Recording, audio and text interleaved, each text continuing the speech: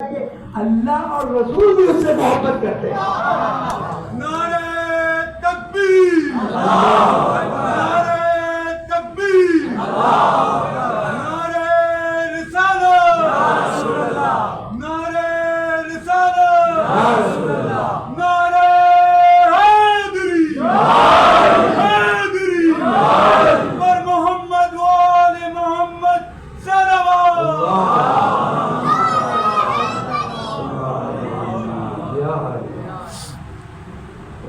یہ سرٹیفکیٹ مل رہا تھا اور ہم پوری رات بے چین رہے اور صبح جب جمع کیا گیا تو ہر کوئی اوپر اوپر ہو کے دکھا رہا تھا کہ میں بھی ہوں، میں بھی ہوں، صرف اس لیے کہ یہ سرٹیفکیٹ مل جائے کہ اللہ اور اس کا رسول بھی اس سے محبت کرتا ہے. کسی کو نہیں ملا، علی کو بلا کے کہا علی پرچم اٹھاؤ جاؤ، علی پرچم اٹھا کر گیا اور اس طرح سے خیبر کو فتح کر کے آیا کہ تاریخ میں کوئی مثال نہیں ملتی. اگر تم میں ہمت تھی تو آتے نا، پہلے دن، دوسرے دن، تیسرے دن، چوتھے دن، 40ویں دن سے پہلے فتح کر کے بتا دیتا کہ ہم بھی ہیں. لیکن اللہ تعالیٰ کو ثابت کرنا تھا کہ 39 ڈیز تک جس چیز کو کوئی فتح نہیں کر سکا، 40ویں دن رسول کے بھائی نے فتح کر دیا. یہ شام میں بات ہو رہی ہے. اس نے کیا کہا کہ اس پر لعن ہوتی ہے تیرے خطبے میں کہ جو رسول اکرم سے اتنی تعریفیں لے چکا لیکن 3 تعریفیں میرے لیے سب سے زیادہ اہمیت تھی. اب یہاں سے میں پیتر بدلتا ہوں کہ منبر پر لعن کرنے کی رسم جاری کیوں کی گئی؟ منبر پر لعن کرنے کی رسم جاری کیوں کی گئی؟ اس لیے کہ حکومت کو سنبھالنا تھا، اس لیے کہ اہل بیت علیہ السلام کی فضیلتوں کو کم کرنا تھا. کیوں کم کرنا تھا؟ اس لیے کہ جو طریقہ اپنایا گیا تھا وہ طریقہ اسلام کے طریقے سے نہیں تھا. نہ قرآن میں اس کی کوئی مثال موجود تھی، نہ حدیث میں اس کی کوئی مثال موجود تھی.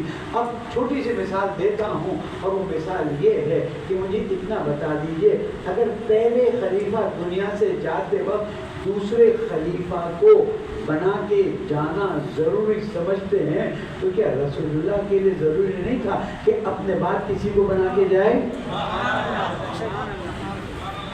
کیا رسول اللہ کے لیے ضروری نہیں تھا؟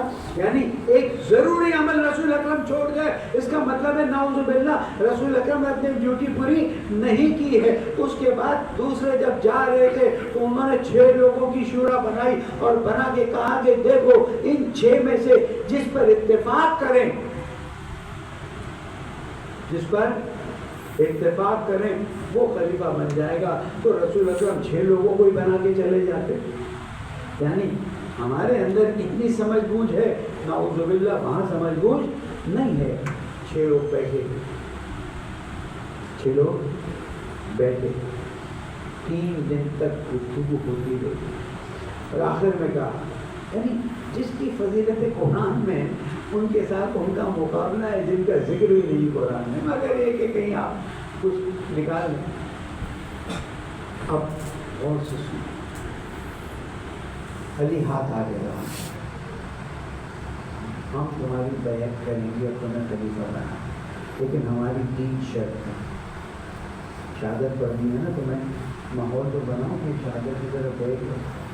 پہلی شرط ہے کہ تم قرآن پہ عمل کرو گے.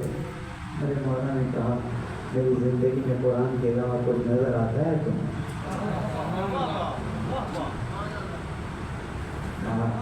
اس پہ عمل ہو رہا ہے اور کرتا رہوں گا، تمہارے کہنے سے نہیں بڑھاؤں گا، کرتا رہوں. رسول کی سنت پر عمل کرو گے. کہا میری زندگی کا ہر لمحہ سنت رسول پہ عمل کرنا ہے.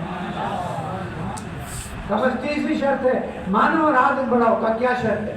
سنت شیخین پہ عمل کرو. اگر سنت شیخین پہ عمل کرو گے تو ہم تمہارے. میرے مولانا نے کہا اگر سنت شیخین قرآن سے ہے میں تو عمل کر نہیں رہا ہوں.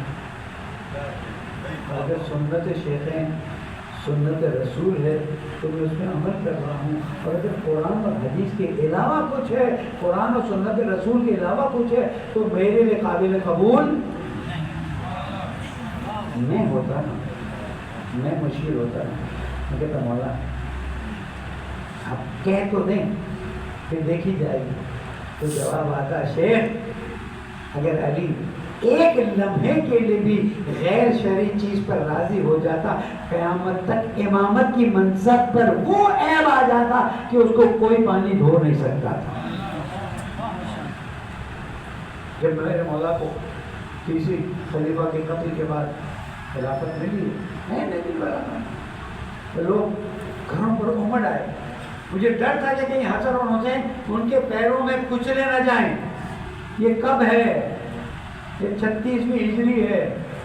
हसन हुसैन कोई छोटे बच्चे नहीं, हमारे दो बच्चों की तरह शख्सियत है, लेकिन फरमाते हैं इतना हुजूम आया था कि मुझे डर था। इब्न अब्बास मौला के पास है, मौला फिर रास्ता नहीं, आपको खिलाफत कबूल करनी पड़ेगी। अरे मौला अपनी माने सीधे, इसकी क्या कीमत है?